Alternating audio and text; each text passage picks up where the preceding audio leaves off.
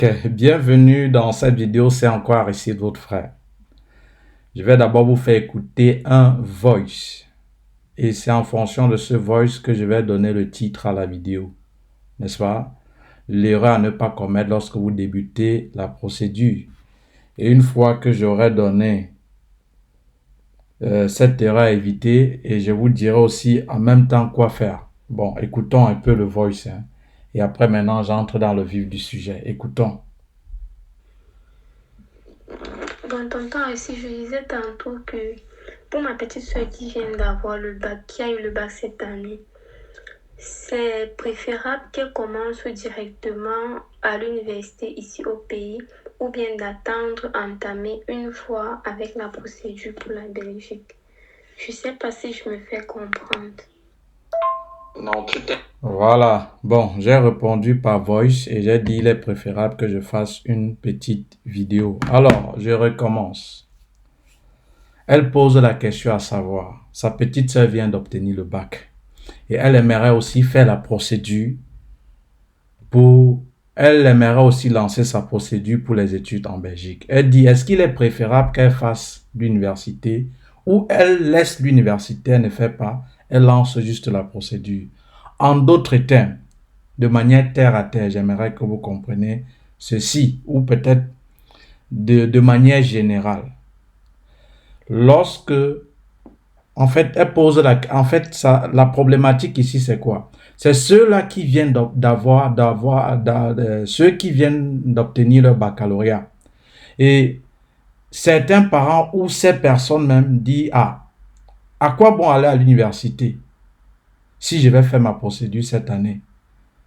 Est-ce qu'il est préférable que je laisse d'aller à l'université pour même ne pas dépenser de l'argent ou pour me consacrer uniquement sur la procédure? C'est ça la problématique de la petite vidéo. Alors, j'aimerais vous dire, aller vivre dans le sujet. Déjà, pour ceux qui ne me connaissent pas, je m'appelle Aristide Camonier. J'accompagne les jeunes étudiants étrangers africains qui aimeraient poursuivre légalement les études en Belgique en les montrant à travers un programme en formation vidéo payant. Ce n'est pas gratuit.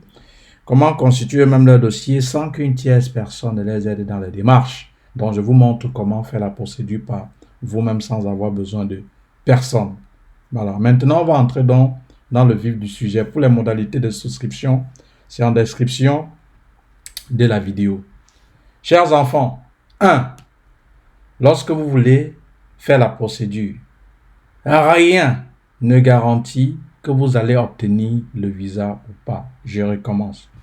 Lorsque vous voulez entamer la procédure pour le visa en vue de l'obtention du visa d'études pour la Belgique, rien ne vous garantit de prime abord que vous auriez le visa ou pas. Ça, c'est la première chose à savoir. 2. Sachez que ceux qui viennent d'avoir le bac et qui n'ont pas fréquenté, lors des demandes d'admission, il y a certaines écoles qui vont vous demander de justifier l'activité que vous aviez fait de l'année en cours pendant que vous êtes en train de faire la procédure. Je m'explique. Il y a ceux qui ont obtenu le bac.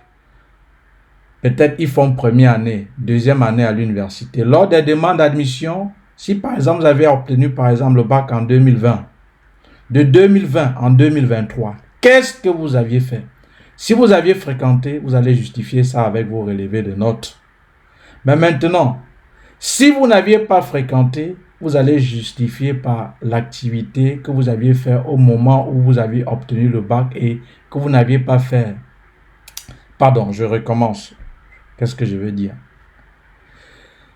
Si vous n'aviez pas fréquenté, vous avez obtenu le bac en 2020 et de 2020 en 2023, vous faites la procédure en 2023 et de 2020 en 2023, vous n'avez mené aucune activité, il va falloir que vous justifiez ce que vous aviez fait pendant cet intervalle de temps. Si vous avez travaillé, tant mieux. J'ai fait toute une vidéo où je vous montre comment justifier vos années blanches. Alors, maintenant, sachez encore autre chose. Le fait de faire la procédure n'empêche pas le fait que vous fréquentez. Je recommence. Supposons que vous voulez faire la procédure cette année comme c'est le cas de cette étudiante.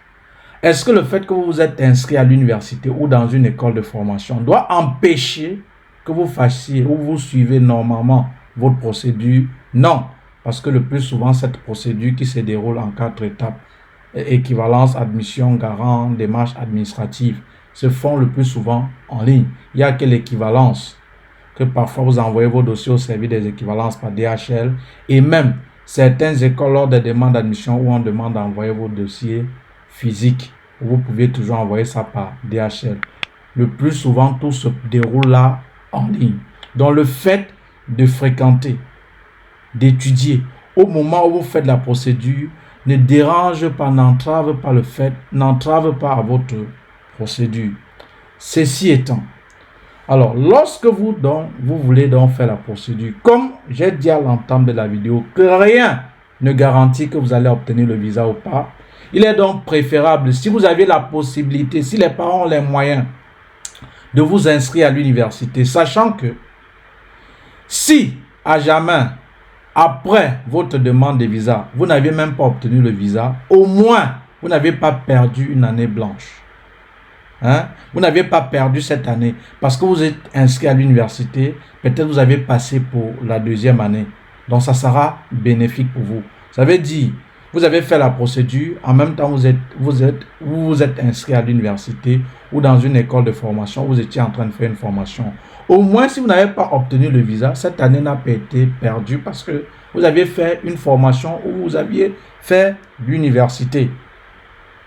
Par contre, si peut-être vous aviez commencé la procédure, il y a eu possibilité d'aller à l'université ou de faire une formation, ce que vous n'aviez pas fait. Et comme à l'entame, rien ne vous garantit le visa et que vous consacrez, vous mettez tout votre espoir cette année sur le visa et que vous n'obtenez pas le visa, vous avez perdu non seulement le visa, et vous avez perdu, passé une année blanche. Donc, il est préférable pour vous, en somme, si vous avez la possibilité, lorsque vous allez faire la procédure, de vous inscrire, soit dans une université ou dans une école de formation, peu importe, parce que ça ne dérange en rien, ou ça ne va vous déranger en rien, le fait que vous êtes en train de faire la procédure. Comme j'ai encore dit, tout se passe en ligne. Je vais encore résumer ou dire en d'autres termes, l'essentiel est que vous me comprenez, parce que ça, c'est ça l'objet de cette chaîne-ci. Alors, lorsque vous faites la procédure, ne commettez pas cette erreur de ne pas aller à l'université parce que rien ne vous garantit, rien ne te garantit que en commençant la procédure, à la fin, tu obtiendras le visa. Le fait de fréquenter, si à la fin des démarches pour le visa, tu n'obtiens pas le visa, au moins tu n'auras pas perdu une année blanche puisque tu as fréquenté. Par contre, si tu n'avais pas fréquenté et tu mettais tout ton espoir sur la procédure, si tu as réussi, tant mieux, félicitations. Mais si tu n'as pas obtenu le visa, au moins tu auras perdu 2 choses. La demande, le visa et l'année blanche. Maintenant, est-ce pour autant dire que si après le bac, les parents n'ont pas les moyens de t'envoyer à l'université, ou peut-être l'argent que tu as, tu te dis en faisant l'université, ce que je vais dépenser pour le transport, la scolarité, ce que je vais manger, tout ce que cela doit emporter, ça doit peut-être empiétrer l'argent que je vais mettre sur toute la procédure. Je préfère moi me consacrer sur la procédure et laisser l'université. Est-ce que c'est un danger? Non plus. Je vous ai dit, si vous aviez la possibilité de fréquenter, fréquentez. Mais si vous n'avez pas la possibilité, tant mieux. Et alors, est-ce pour autant encore dire que le fait que celui-là qui a obtenu le bac n'a pas fréquenté, est-ce que c'est un handicap pour lui? Ce n'est pas ce que j'ai dit. Il y a toute une vidéo, peut-être en description, je vais mettre le lien. Comment justifier vos années blanches? Parce qu'il y a ceux qui ont obtenu le bac, le BTS, licence, je ne sais qu'ai-je encore. Ils ont eu des années creuses. Comment donc justifier ces années creuses? Et surtout lors des demandes d'admission, puisqu'on n'a pas besoin que vous justifiez ces années creuses lorsque vous faites la demande d'équivalence. C'était donc tout pour cette petite vidéo. Donc, l'erreur à ne pas commettre, c'est de ne pas vous inscrire sous prétexte que vous allez mettre toute votre énergie sur la procédure. dans la mesure où si vous aviez la possibilité de fréquenter ou d'aller à l'université ou de faire une formation, faites-le. Mais si vous n'avez pas la possibilité, tant mieux. Voilà. C'était tout pour cette petite vidéo. Quand je fais une vidéo, c'est de chercher. Je veux qu'on me comprenne. Voilà. Comme Albert Einstein disait, si vous prétendez maîtriser un concept et que vous l'expliquez aux personnes, si bien qu'un enfant de 2 ans ne comprenne pas, sachez que vous ne le maîtrisez pas réellement. Lorsque vous maîtrisez quelque chose, même en vos propres termes, vous pouvez le transmettre. Et quand vous allez le transmettre, il faut que vous soyez écouté. Si tu as écouté, la raison pour laquelle je t'ai dit, c'est un danger de ne pas fréquenter. Lorsque tu continues la procédure, tant mieux. Ça veut dire l'objectif de cette vidéo a été atteint, peu importe la longueur.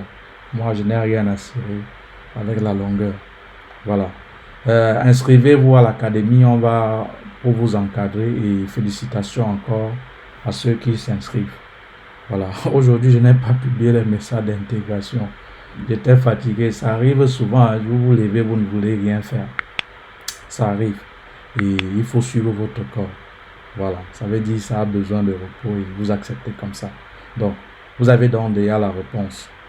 Donc, courage à vous et rendez-vous à l'académie. Merci. À tout de suite.